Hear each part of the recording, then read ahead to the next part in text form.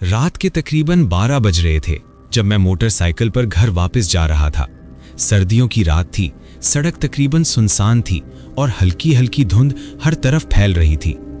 रास्ते में एक पुराना कब्रिस्तान पड़ता था जिसके पास से गुजरना मुझे कभी पसंद नहीं था, मगर इस रात मेरे पास कोई और रास्ता भी नहीं था। जैसे ही मैं कब्रिस्तान के करीब पहुंचा, अचानक मेरी मोटरसाइकिल झटका खाकर बंद हो गई।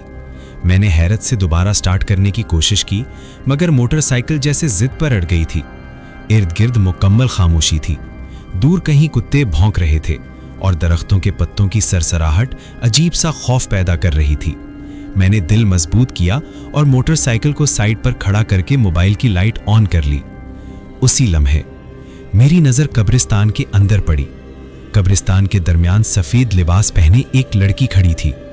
पहले तो मुझे लगा शायद कोई आम लड़की हो, मगर फिर मुझे याद आया कि इस वक्त रात के 12 बजे कब्रिस्तान में कौन खड़ा हो सकता है।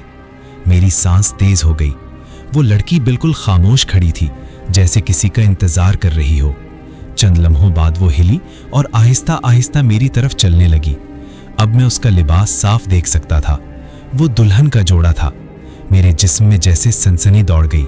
दुल्हन के सर पर दुपट्टा था और हाथों में चूड़ियां थीं जो हल्की हल्की आवाज कर रही थीं।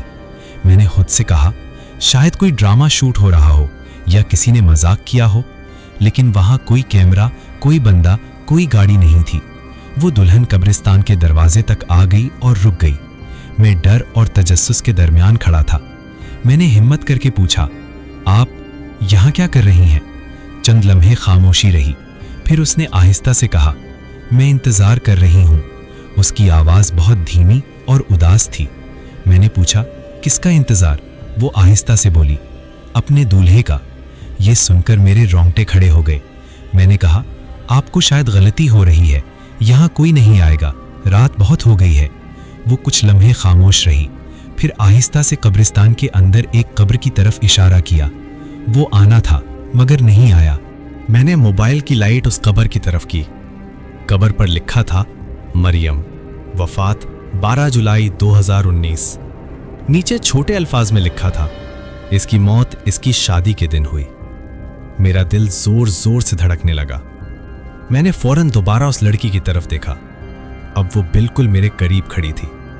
उसका चेहरा गैर मामूली हद तक सफेद था और आंखों में अजीब सी उदासी थी। वो आहिस्ता से बोली, वो मुझे लेने आना था मगर हादसा हो गया। लोग मुझे यहां दफना कर चले गए। मेरी टांगें कांपने लगीं। मैंने घबराकर कहा, तो आप? वो हल्की सी मुस्कुराई। मैं अब भी इंतजार कर रही हूं, शायद वो कभी आ जाए। अचानक तेज हवा चलने लगी। दरख्त जोर जोर से हिलने लगे और कब्रिस्तान के अंदर अजीब सी सरगोशियां सुनाई देने लगी। मैंने फौरन अपनी मोटरसाइकिल की तरफ देखा और दोबारा स्टार्ट करने की कोशिश की। इस बार मोटरसाइकिल फौरन स्टार्ट हो गई। मैंने जल्दी से मुड़कर आखिरी बार उस दुल्हन को देखा। वो दोबारा उसी कब्र के पास खड़ी थी, बिल्कुल खामोश, जैसे वाकई किसी का इंतजार कर रही हो। मैं पूरी रफ्तार से वहां से निकल गया। अगले दिन तजस्सुस में मैं दोबारा दिन के वक्त उस कब्रिस्तान गया। मैंने वही कब्र तलाश की।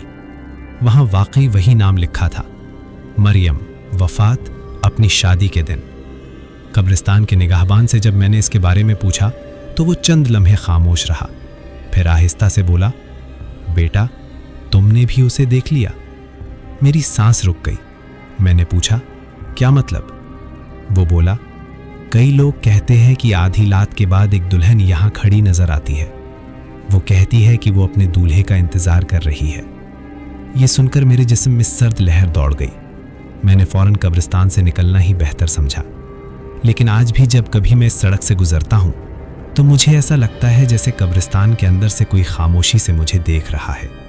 और कभी कभी हवा के साथ चूड़ियों की हल्की सी आवाज भी सुनाई देती है, जैसे कोई दुल्हन आज भी अपने दूल्हे का इंतजार कर रही हो।